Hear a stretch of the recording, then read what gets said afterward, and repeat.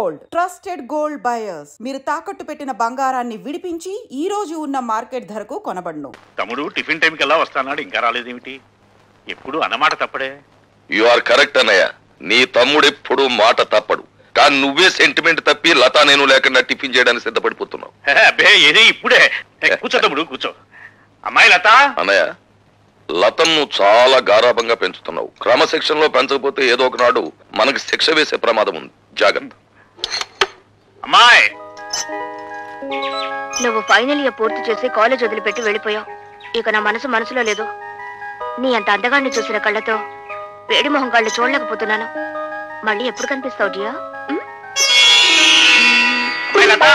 అమ్మో నాన్న.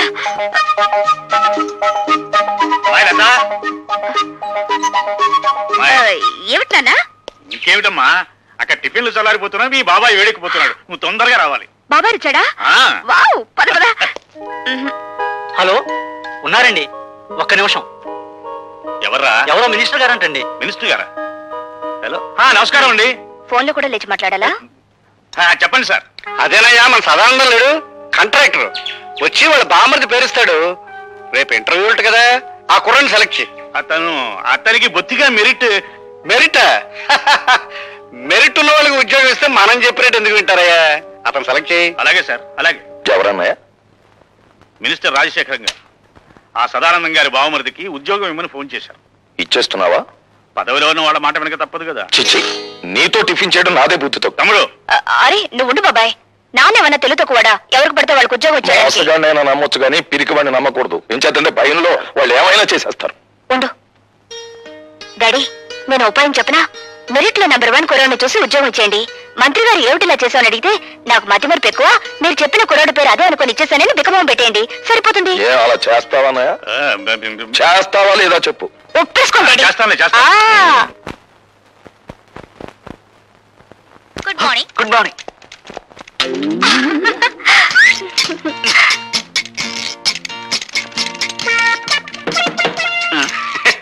ఏం ఆంజనేయులు, ఏం జరిగింది? You don't worry sir, just call జారిందంటే. ఏం లైలా, నీ టేబుల్ దగ్గర ఏమన్నా తెలుగు ఐస్కంతం పెట్టావా? ఏమోనండి, నాకు తెలియడం లేదు. సరిగ్గా నా టేబుల్ దగ్గరికి వచ్చేసరికి అందరికి పెన్నులు, పెన్సిళ్ళు, ఫైల్స్ జారిపోతుంటాయి. దీనికి ఏకంగా కాలే జారినట్టుంది. గారు, నేను సొంతం పెట్టవలసిన ఫైల్స్ ఏమైనా ఉంటే పారండి. గీకోవాల్సిందే. అదేంటి? I convey my heartly condolences. Condolences for what? పెద్దడు ఎవరైనా పోయాడా? లంచాలు తెచ్చిపెట్టే బంగారు బాతు లాంటి నీ సీటుకు ఈకలు పీకుతున్నారు. అదేంటి? బయట ఇంటర్వ్యూలు జరుగుతున్నాయి. నిలబడి ఉండడం నాకు అలవాట్లేదు, ఏమనుకోకండి. బాబు, మీరు రాజశేఖరం గారి తాలూకే కదూ? యా, సీనియర్ కాల్స్ వచ్చా? పర్వాలేదు, తాగు బాబు. మినిస్టర్ గారు తాలూకు భానోజీరావు గారు. అవునవును, తెలుస్తూనే ఉందిగా. అయితే నేను వెళ్ళొచ్చా? మా మొహాన సిగరెట్ పొగ ఊదించుకునే కంటే నేను పంపించేయడమే మంచిది. వెళ్ళరా బాబు. Next. Good morning everybody. Good morning. Good morning. Please be seated. Thank you sir.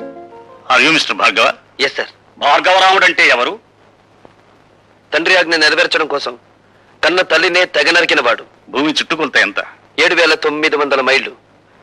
భూమి తన చుట్టూ తాను తిరిగే వేగం ఎంత? గంటకి 1000 మైళ్ళు. ప్రపంచంలో ఇప్పుడు పేరు పొందిన ఫుట్బాల్ ఆటగాడు ఎవరు? Diego Maradona. ఇంజనీర్ బాధ్యతలు ఏమిటి? స్వార్థపరుడైతే దేశానికి వెన్నెముక లాంటి ప్రాజెక్టులను కూల్చివేయడం, నిస్వార్థపరుడైతే వాటిని నిలబెట్టడం కోసం తనుకూలిపోవడం. మొదటి ప్రపంచ యుద్ధం ఎందుకు వచ్చింది? ఒక డాక్టర్ నిర్లక్ష్యం వల్ల.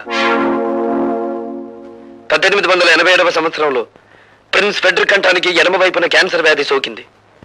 డాక్టర్లు దాన్ని ఆపరేట్ చేయకుండా నిర్లక్ష్యం చేయడం వల్ల అతను సింహాసనం అధిష్ఠించిన 99 రోజులకే చనిపోయాడు. ఆ తర్వాత రాజకాంక్ష ఉన్న అతని కొడుకు కైజర్ రాజు కావడం వల్ల, అతను యుద్ధకాంక్ష గలవాడు, జ్ఞానశూన్యుడు కావడం వల్ల మొదటి ప్రపంచ యుద్ధం మొదలైంది. మీ నాన్నగారి వృత్తి? ఈ ఇంటర్వ్యూలో నేను సమాధానం చెప్పలేని ప్రశ్న అదొకటే సార్. ఆఖరిగా ఒక ప్రశ్న. ఈ క్షణంలో మా మనసులో ఏముందో చెప్పగలవా? నాకు ఈ ఉద్యోగం ఇవ్వకూడదని. అలా ఎందుకు అనిపించింది? ఎందుకంటే పెట్టేవాడికి తినేవాడు లోకు కనుక, అడిగేవాడికి చెప్పేవాడు లోకు కనుక. అలా తెల్లబోకండి సార్. ఒక ఇంజనీర్ గ్రాడ్యుయేట్ ని మీరు అడుగుతున్న ప్రశ్నలు ఏమిటి? అతనికున్న పురాణ పరిచయం, అతనికి తెలిసిన హిస్టారికల్ నాలెడ్జ్, అతనికున్న స్పోర్ట్స్ నాలెడ్జ్, ఇవా ఒక ఇంజనీర్ క్యాండిడేట్ కి కావాల్సిన అర్హతలు. మీరంతా అవకాశవాదులు. ప్రశ్నలు అడగడమే తప్ప సమాధానం చెప్పడం చేత కానీ మేధావులు. అయినా మిమ్మల్ని నమ్ముకుని పూటకొక నిరుద్యోగి ఇంకా డిగ్రీలు చంకలో పెట్టుకుని ఆఫీస్ గుమ్మాలు ఎక్కుతూనే ఉన్నాడు. ఎలా? తల్లి మెడలో మంగళసూత్రాలు అమ్మి, అవి ఖర్చైపోతే ఒంట్లోని రక్తాన్ని అమ్మి. సార్, మహాత్మా గాంధీ తెల్లదొరతనాన్ని పోగొట్టగలిగాడేమో కానీ ఆయనే తిరిగి జన్మించిన ఈ నల్లదొరతనాన్ని మాత్రం పోగొట్టలేడు. ఎందుకంటే ఇప్పుడున్న ధరల రక్తం నలుపు, వాళ్ళ దగ్గరున్న డబ్బు నలుపు, వాళ్ళు ప్రోత్సహిస్తున్న బజార్లు నలుపు. మీరు అడిగిన ఒక్క ప్రశ్నకు సమాధానం చెప్పకుండా వెళ్ళడం ఇష్టం లేక జవాబు చెప్పే పెడుతున్నాను సార్. మా నాన్న వృత్తి ఏమిటని కదా మీరు అడిగింది? హీఈస్ ఎ లయర్, హీఈస్ ఎ డెజర్టర్.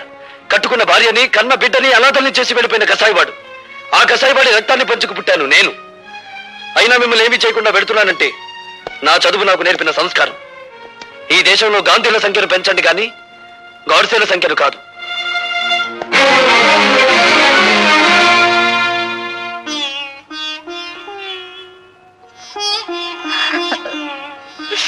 అమ్మా, ఇంటిని ఇల్లాలిని గాలి కొదిలేసి సంఘం చేత నమ్మకద్రోహి అని ముద్ర వేయించుకున్న ఆ మనిషిని ఎందుకమ్మా పదే పదే జ్ఞాపకం తెచ్చుకుంటావు?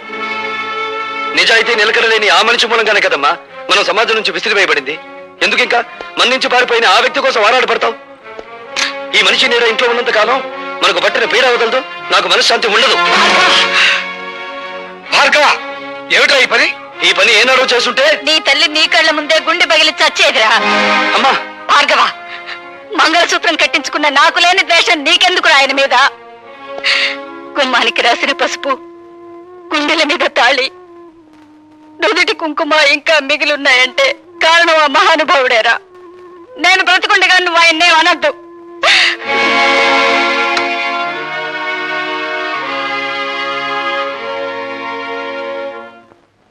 ఇంటర్వ్యూకి వెళ్ళావా? వెళ్ళాను. ఏమైంది? పవిత్రాణాయ సాధూనాం వినాశాయ చతుష్కృతాం ధర్మ సంస్థాపనార్థాయ సంభవామి యుగే యుగే. ఏమిటో ఈ పెద్ద పెద్ద శ్లోకాలు చెప్తున్నావు, ఏమిటి దానికి అర్థం? పాపం పడినప్పుడల్లా భగవంతుడు అవతరిస్తాడట. అలాగే అవినీతి రికమెండేషన్లు పెరిగినప్పుడల్లా మనబోటి వాళ్ళ ఉద్యోగ అవకాశాలు ఉష్కాకైపోతాయి. ఒక్క ముక్క అర్థం కాలేదు, ఏమిటి సరిగ్గా చెప్పు. నీ ఆటో తాళాలు ఎక్కడున్నాయి? ఎందుకు? ఉద్యోగం రాలేదని దేశాన్ని తట్టుకుండా నేను కూడా ఆటో నడుపుతాను. భార్గవ, ఆ మాట అనొద్దురా. ఈ కళతో నువ్వు యూనివర్సిటీలో గోల్డ్ మెడల్ తీసుకోవడం చూశాను. ఈ కళతో నేను గవర్నర్ గారు అభినందించడం చూశాను. అటువంటి ఈ కళతోనే నువ్వు ఆటో నడపడం నేను చూడలేనురా. వద్దు. ఈ దేశంలో మేధావులు నిరాశతో, నిస్పృహతో, నిరుత్సాహంతో రోడ్డులు పడితే ఏం జరుగుతుందో నాకు తెలుసురా. ఏం జరుగుతుందిరా? రక్తపాతం. ఇండియన్ హిస్టరీ ఎక్కువ చదివినట్టున్నారా, అందుకే నీకు రక్తపాతమే గుర్తుకొస్తుంది. ఏరా, నేను ఇంత సీరియస్ గా చెప్తుంటే నీకు నవ్వులాటగా ఉందా? అదొక్కటేరా మనపోటి మధ్యతరగతి వాళ్ళకి మిగిలిన ఆస్తి. జీవితం అనే ఆటలో నవ్వులాటే మనకి ఓదార్పు. సరే, నీ మాటలకు అమ్మ నొచ్చుకున్నట్టుంది, వెళ్ళి ఓదార్చు. ఓదార్చినా ఆగని ఆవేదన రానాయన అది. అయితే నన్ను ఓదార్చు. దేనికి? నీ పర్మిషన్ లేకుండా మన కాలేజీ ఓల్డ్ బాయ్స్ ఫంక్షన్ లో ప్రవరాకుడి వేషం నువ్వే వేస్తామని వరం ఇచ్చి వచ్చాను. పెరిగే కాకుండా వరాలు ఇవ్వడంలో కూడా శంకరుడు వేనా? నేను వెయ్యను, పో. చంపేవు, పో. నా మాట విని నువ్వు వరుదిని వేషం ఏవే వేస్తానే. ప్రవరక్షుడు ఎవరేస్తారు? ఇదిగో కొంతమందిని సెలెక్ట్ చేసి తీసుకొచ్చాం.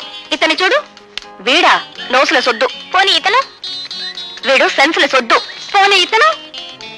అబ్బా, వీడు బ్రెయిన్ లో సొద్దే. ఎందుకే దాన్ని అలా ఉడికిస్తారు? అసలు ఫోటో చూపించండి.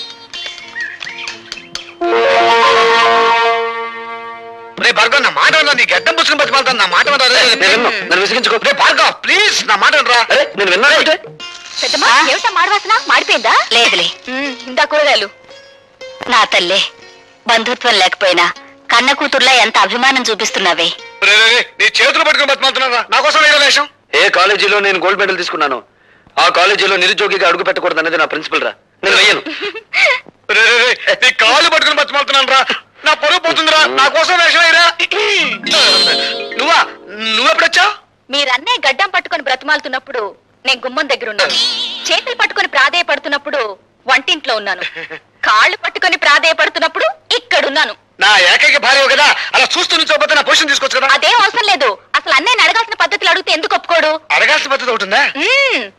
వరోతిని వేషం ఎవరేస్తున్నారు మీరు అన్నయ్యతో చెప్పారా? ఎవరు వేస్తున్నారు? లత. లత అయితే ఒప్పుకుంటావా? చచ్చా లత అయితే ఏంటి, పీత అయితే ఏంటి, ప్రిన్సిపల్సే కరెక్టరా. కానీ టికెట్లనే అమ్మేశాను దేవుడు. టికెట్లనే అమ్మేశావా? ఎందుకు? ఆటో మీద అప్పు తీర్చుకోవడానికా? కాదురా, ఆ డ్రామా మీద వచ్చే డబ్బుని వికలాంగుల సహాయంతో డొనేట్ చేస్తున్నాం. రేయ్ ఓసారి ఇంకో. చచ్చా బాగోదు, మావిడుంది. నేను లోపలికి వెళ్తాను. రేయ్ ఒంగోకు పోయినా నేను తనాల్సిందే. ఇంత మంచి సదుద్దేశంతో ఏర్పాటు చేసిన ప్రోగ్రామ్ తెలుసుంటే ముందే ఒప్పేసుకునేవాడిని కదరా. అంతా గ్యాస్, ఇదంతా లత కోసమే. లతవరే